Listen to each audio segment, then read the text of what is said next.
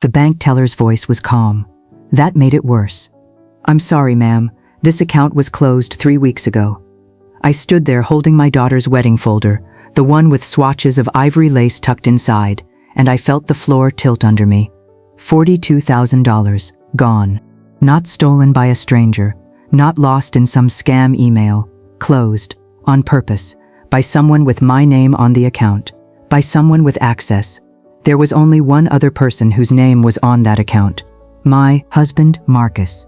I called him from the parking lot, my hands shaking so bad I dropped my phone twice. He picked up on the second ring, and his voice was easy, warm, the same voice he'd used for 26 years. "Hey baby, what's wrong?" "Marcus." I could barely get the words out. "Where is Simone's wedding money?" There was a pause, just a half second, but I heard it. I'd been married to this man long enough to know every silence he owned, and this one was new. This one had weight to it. "What are you talking about?" he said. Too smooth, too fast. And that's when I knew. He knew exactly where that money was. He just wasn't ready to tell me the truth. "My name is Renata Hayes. I'm 54 years old, and for most of my adult life, I believed I had built something solid. I met Marcus when I was 26, working the front desk at a dental office in Atlanta. He was funny back then, patient.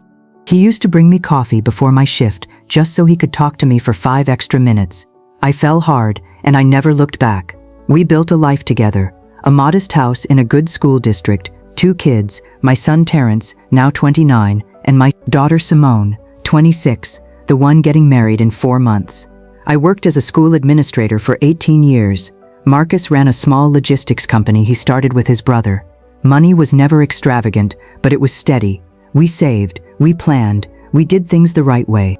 Or so I thought.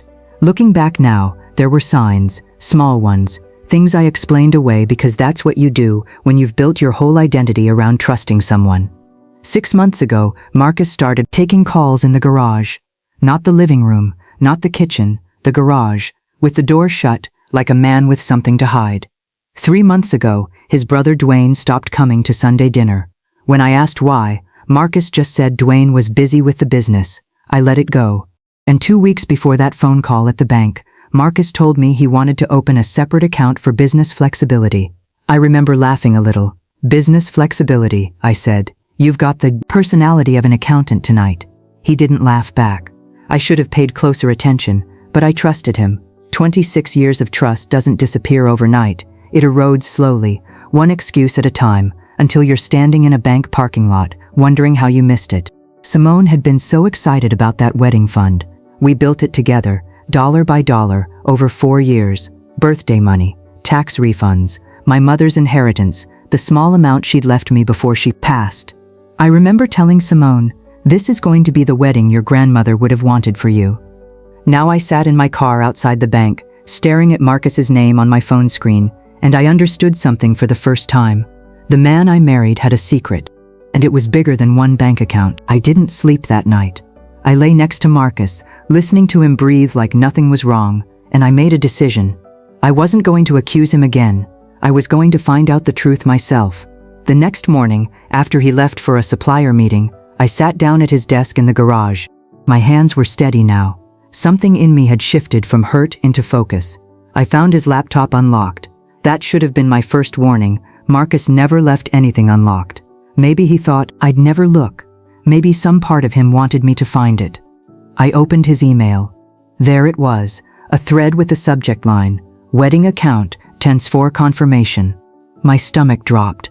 I clicked it open. $42,000, transferred 3 weeks earlier. Not to some scammer. Not to a fraud account. To a business account under the name Hayes & Combs Logistics Solutions LLC. Combs, that was Dwayne's wife's maiden name. I sat there staring at the screen, rereading the email 4 times, trying to make the words mean something different. They didn't. My husband had taken our daughter's wedding money and moved it into a business account connected to his brother. I scrolled further down the thread. There was a second email, from 2 months before that. Marcus, writing to Dwayne. "We need this to cover the shortfall before the audit. I'll handle Renata. She won't ask questions if I frame it right. I'll handle Renata." Those 4 words hit harder than the missing money ever could. He hadn't just taken the money. He had planned how to manage me, like I was a problem to be handled instead of a partner to be told the truth. I closed the laptop. My hands weren't shaking anymore. I felt something colder settle into me. Not panic, not sadness, clarity. Something was wrong with Marcus's business, wrong enough that he needed our daughter's wedding fund to cover it, wrong enough that he was willing to lie to my face in a parking lot. But I still didn't know the full story. I didn't know how deep it went, how long it had been happening, or how many other things Marcus had handled without telling me. I thought about calling Simone right then. I didn't. Not yet. I needed more than one email thread before I blew up my daughter's wedding and my marriage in the same conversation. I needed proof, all of it, and I knew exactly who might help me get it. My neighbor, Yvonne, was a forensic accountant. She'd helped me do our taxes for free more times than I could count, always joking that one day she'd find something juicy in somebody's books. I picked up my phone and texted her one line. "Can you come over tonight? I need your help with something serious." Her reply came back in under a minute. On my way. Yvonne showed up at 7, still in her work blazer, carrying her laptop bag like she meant business. I made tea neither of us touched and told her everything, the bank, the email, the LLC, the phrase that still echoed in my head. "I'll handle Renata." She didn't say much while I talked. She just listened, jaw tightening, taking notes on a legal pad. When I finished, she set the pen down. "Renata, I need you to get me access to more than one email thread," she said. "If Marcus is moving money to cover a shortfall, there's a pattern. People don't do this once. I need bank statements, LLC filings, anything with Dwayne's name on it." Over the next 4 days, I became someone I didn't recognize. Quiet, careful, watching. I went through old mail Marcus thought I never read. I found business statements tucked behind tax folders in the filing cabinet. Folders he used to call boring stuff, don't worry about it. Yvonne pulled public records on Hayes & Combs Logistics Solutions LLC. What she found took my breath away. The company wasn't struggling because of slow business, like Marcus always claimed at dinner. It was struggling because Dwayne had been siphoning funds for over a year, funneling company money into a separate account for what looked like a relationship he was keeping secret from his own wife. Marcus had found out 3 months ago. Instead of turning Dwayne in or shutting the company down, he'd covered for him, moved money around, lied to investors, and when the company's finances got audited, he needed cash fast to make the books look clean. Our daughter's wedding fund was that cash. "There's something else," Yvonne said quietly, turning her laptop toward me. "This isn't the first time your name has been used on a transfer." My chest tightened. "What do you mean?" She scrolled to a filing from 14 months earlier, a small business loan application for Hayes & Combs, listing me as a guarantor. My signature was on it. I had never signed that document in my life. I stared at the shaky, almost right version of my own signature, and something inside me went very still. This wasn't just about hidden money anymore. Marcus had forged my name on a legal document to protect his brother's mess, and mine, apparently, was collateral he never asked permission to use.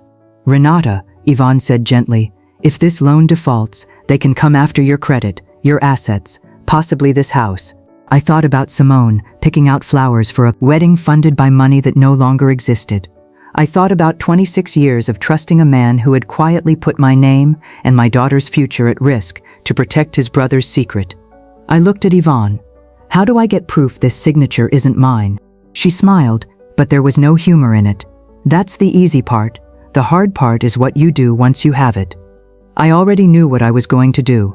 I just needed one more piece before I confronted him. The original loan file, the one with the notary's information on it.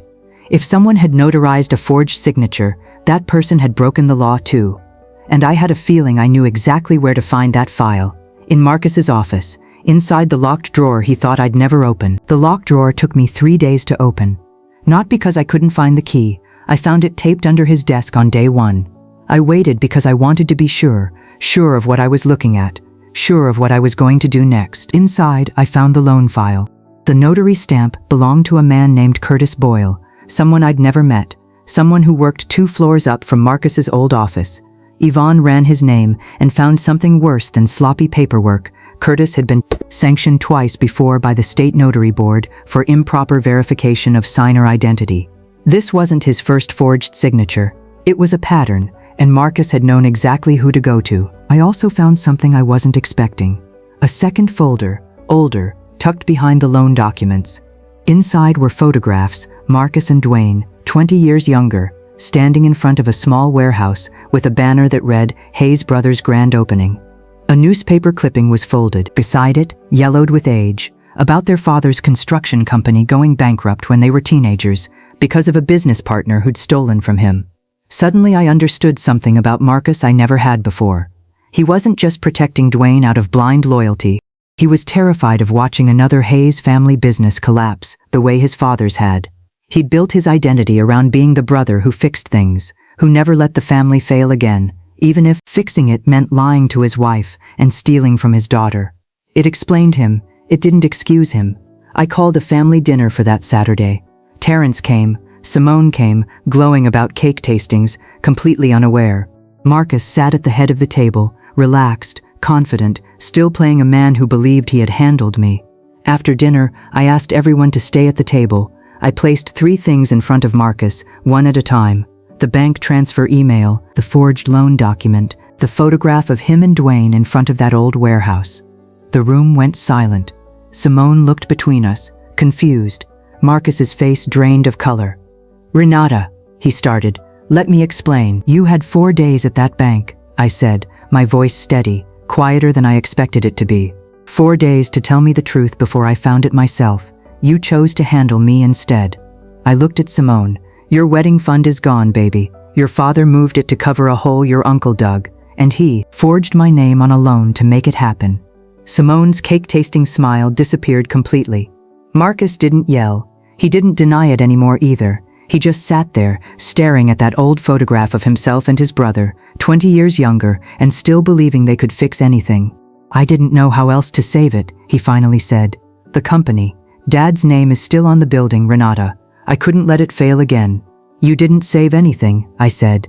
"You just moved the failure onto me and our daughter." For the first time in 26 years, I watched my husband have nothing left to say. The weeks after that dinner didn't explode the way movies make you expect. There was no screaming match, no thrown dishes, just a long, cold quiet that settled over our house like weather. Marcus moved into the guest room without either of us saying it out loud. We were still technically married, still sharing a kitchen, but something between us had already ended the moment I laid those 3 pieces of paper on the table. Yvonne connected me with an attorney who specialized in financial fraud within families, more common apparently than I ever imagined. We filed a formal dispute on the forged loan document, along with a complaint against Curtis Boyle with the state notary board. Within 3 weeks, the loan was frozen pending investigation, and my name was removed as guarantor. Dwayne's part of the business didn't survive the scrutiny. Once the fraudulent transfers came to light, 2 other investors pulled out, and Hayes and Combs Logistics folded within 2 months. Dwayne's wife filed for divorce the same week she learned about both the missing company funds and the relationship they'd financed. Marcus lost the business his father once built from nothing, the very thing he'd broken his family trying to save. Terrence, my son, stopped speaking to his father almost entirely. He'd always looked up to Marcus, and watching that image crumble hit him hard in a way I hadn't expected. I found myself, more than once, being the one who held our family together while quietly falling apart myself. Simone was the hardest conversation. She cried for 2 days straight, not just about the money, but about what it meant. "I don't even know if I can look at him the same way," she told me, sitting on my bed the way she used to as a little girl after a nightmare. I didn't try to fix her feelings. I just sat with her. But something else happened during those weeks, something I didn't expect. I started rebuilding, not just finances, myself. I opened a new account, in my name only, and set up a payment plan with Simone's venue to keep the wedding on track, scaling back where we had to. I picked up freelance consulting work with the school district, using skills I'd let go dormant for years while I focused on keeping the household running. I started sleeping through the night again, something I hadn't done in months without realizing how much tension I'd been carrying. One evening, about 6 weeks after that dinner, Marcus knocked on my bedroom door. He looked older than I remembered, tired in a way that had nothing to do with sleep. "I know sorry doesn't fix it," he said. "I'm not asking you to forgive me tonight. I just need you to know I see it now, all of it." I believed that he meant it. I also knew meaning something and earning it back were 2 very different things. "I need time, Marcus," I told him, "and I need to know something about myself before I know anything else about us." He nodded, like he understood that wasn't really about him anymore. I sat alone in my bedroom after he left, looking at the framed photo on my dresser, me and Simone, laughing at some cake tasting years ago, before any of this started. I realized I felt something I hadn't felt in a long time, not anger anymore, not even sadness, something closer to steadiness, like I was standing on ground that was finally mine. But there was still one more piece of this story I hadn't uncovered yet, something Yvonne mentioned almost in passing during our last meeting, something about my mother's original inheritance that never quite added up the way it should have. Yvonne called me on a Tuesday morning, her voice careful in a way that made me sit down before she even finished her sentence. "Renata, I went back through the old account records, the ones tied to your mother's estate. I wanted to make sure everything from years ago was clean, given everything else we found." My chest tightened. "And? Your mother's original inheritance was $58,000, not 30, like you always told me." I gripped the phone. "That's not possible." Marcus handled the estate paperwork. He told me lawyer fees and taxes brought it down to 30. "There were fees," Yvonne said gently, "but not that many. The other 28,000 was transferred into a business account 4 days after it cleared probate. Hayes Brothers Logistics. The original one, before Dwayne even joined." I sat in silence for a long moment, pieces falling into place I hadn't even known were missing. Marcus hadn't just betrayed me over these past few months. He'd started years ago, right after my mother passed, when I was too grief-stricken to look closely at paperwork, and I had trusted him to handle it so I wouldn't have to. That $28,000 had helped him and Dwayne open their very first location, the Hayes Brothers grand opening banner in that old photograph. My mother's inheritance was standing in that picture, and I never knew it. I didn't confront Marcus with anger this time. I didn't need to anymore. I simply asked him, calmly, over coffee at the kitchen table where so many hard conversations had already happened. He didn't deny it. "I meant to pay it back," he said quietly. Then one delay turned into another, and I told myself it didn't matter because we were married. "What was mine was yours." "Except it wasn't," I said. "Because you never told me. You decided that for both of us." That was the moment I finally understood the whole shape of what happened to me. This wasn't one betrayal, it was a habit, quietly built over decades, of Marcus deciding what I needed to know and what I didn't. The wedding fund wasn't an isolated mistake. It was simply the most recent example of a pattern that started with my grief and my trust, the year my mother died. I filed for divorce 2 weeks later, not out of revenge, but out of clarity. I didn't want an apology anymore. I wanted my life back, fully in my own hands, for the first time since I was 26 years old. Simone's wedding happened 4 months later, smaller than we'd originally planned, but more meaningful than I could have imagined. I paid for half of it myself, with money I earned rebuilding my own career. Marcus attended, quiet and humbled, sitting 2 rows back instead of beside me. Watching Simone dance with her new husband, I thought about my mother, about the inheritance she left me that had traveled through more hands than she ever intended. I made a quiet promise to her that night. Whatever I built from here forward, no one would ever handle it for me again. I finally understood something about myself I hadn't fully realized before. My strength was never about being loud or dramatic. It was about paying attention, asking questions, trusting the quiet, steady voice inside me that said something isn't right, even when everyone around me insisted it was fine. That voice had been right all along. Looking back now, almost a year later, I don't think of this as a story about betrayal anymore. I think of it as a story about waking up. I used to believe that love meant not asking too many questions. That trust meant letting someone else handle the hard parts of life, so I didn't have to carry the weight. I know now that real trust is built on honesty, not silence. And real strength isn't about never being hurt. It's about what you do the moment you realize the truth. I'm not the same woman who stood in that bank parking lot, shaking, holding a folder of wedding swatches. That woman needed someone to tell her the truth. The woman I am now goes and finds it herself. If you're watching this, and something in your gut has been telling you that something isn't right, I want you to trust that feeling. Ask the questions, open the drawer, look at the statement. You deserve the truth, even when it's hard to hear. If this story moved you, hit subscribe so you don't miss the next one. Drop a like if you believe a woman should always have access to her own truth, no matter how long it's been hidden. And leave a comment below. I'd love to know, if you were in Renata's shoes, would you have confronted Marcus right away, or gathered proof first, the way she did? Thank you for watching. I'll see you in the next story.